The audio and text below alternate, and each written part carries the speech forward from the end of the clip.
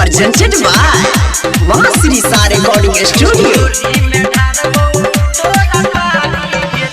Music director DJ Nitish Raj Mangura Nawada. Music director Sudhir Sawariya. हंसी बोले नशा में डोले सबके मन ललचावे छौरी खोलना हाली हंसी बोले नशा में डोले सबके मन ललचावे छौरी खोलना हाली गे छौरी खोलना हाली ढोरी में ढारबौ तोरा तारी गे छौरी खोलना हाली ढोरी में ढारबौ तोरा तारी गे छौरी खोलना हाली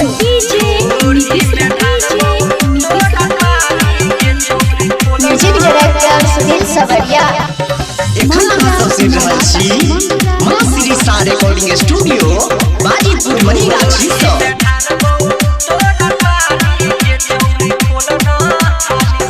गाल पर निकलने छागे एक कविता ही पी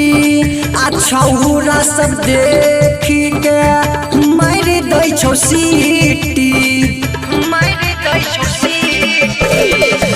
गाल पर निकलने छागे एक कविता ही पी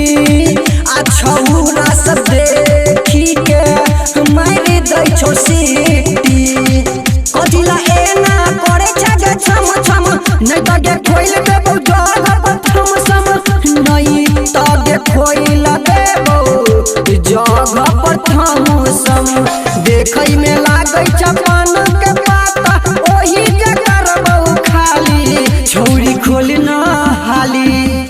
गे छौरी खोलना हाली ढोरी में ढारबौ तोरा तारी गे छौरी खोलना हाली ढोरी में ढारबौ तोरा तारी गे छौरी खोलना हाली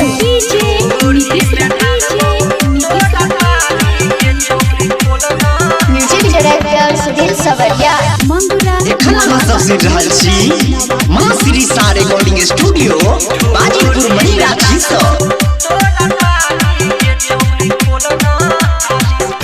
अपन जवानी किया करै छना सगे ठहुना से ऊपर कियो मर देतौ हाथ गे अपन जवानी किया करै छना सगे ठहुना से ऊपर कियो मर देतौ हाथ गे राइटर विद्यानंद कहै छौ बाज गे तोहर जवानी के की छौ चार्ज गे तोहर जवानी के की छौ चार्ज गे गायक सुधानंद कहै छौ तोरा लगा के आइए होठ लाली छौरी खोलना हाली गे छौरी खोलना हाली ढोरी में ढारबौ तोरा तारी गे छौरी खोलना हाली ढोरी